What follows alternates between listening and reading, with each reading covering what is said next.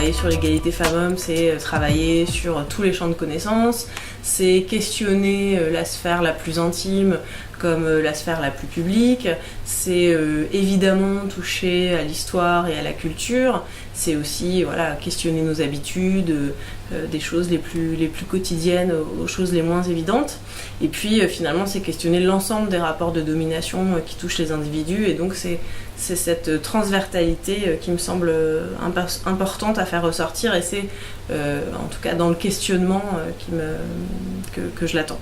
Ça sera aussi intéressant d'avoir des projets originaux, parce que qui dit transversalité dit qu'on peut s'intéresser à tout.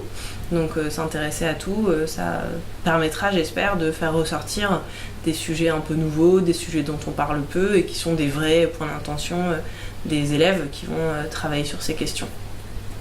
Et puis ce que j'attends aussi, c'est des sujets pertinents sur la forme, puisque le féminisme a toujours eu à cœur d'être innovant dans sa manière de communiquer, d'être créatif.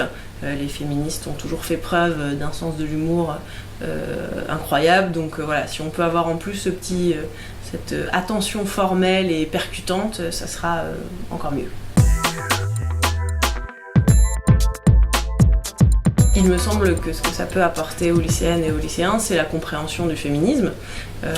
C'est évident, mais ça va toujours mieux en le disant. Le féminisme, c'est la recherche de l'égalité entre les femmes et les hommes, et donc comprendre le féminisme, c'est leur faire comprendre que c'est un projet de société, c'est un projet de société révolutionnaire, ambitieux, mais surtout un projet d'émancipation et d'épanouissement pour les uns, pour les unes et les autres.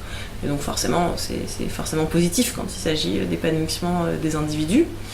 C'est leur faire comprendre que toutes et tous ont à y gagner, aussi bien les filles que les garçons, parce que certes les filles sont victimes des inégalités de manière beaucoup plus forte que les garçons, mais les modèles sociaux et les normes sociales qui pèsent sur la masculinité et la féminité touchent aussi bien les garçons, et ils sont aussi pris dans un carcan de normes sexuées importants. Et puis leur faire comprendre que travailler sur ces questions, c'est aussi aiguiser son esprit critique. Donc j'espère que ça va les aider dans cette direction, qu'ils puissent questionner les stéréotypes partout, à l'école, dans leur manuel scolaire, mais aussi dans la pop culture. Et puis plus globalement, il y a une expression qu'on aime bien quand on travaille sur l'égalité femmes-hommes, c'est ouvrir le champ des possibles. Donc c'est pour les garçons et les filles considérer qu'il n'y a pas de barrière de genre pour elles et pour eux, et donc trouver d'autres modèles, notamment féminins. Les femmes à l'initiative, c'est aussi une façon de lutter contre l'invisibilité des femmes qui est le plus souvent la règle.